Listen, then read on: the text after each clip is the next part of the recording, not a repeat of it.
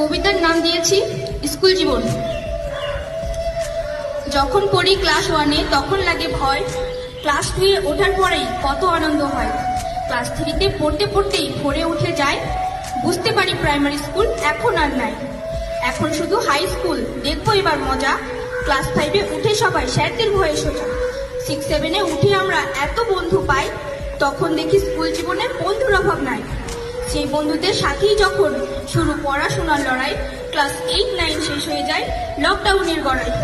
2 বছর গ্যাপ দিয়ে যেই স্কুল ফিরে পেলাম, ক্লাস 10-তে দেখে আমরা হতাশ হয়ে গেলাম। 10 ক্লাস পাশ করে যে উঠলাম 11-এ, জীবনে তখন বুঝতে পারলাম আসল আনন্দ কাকে বলে।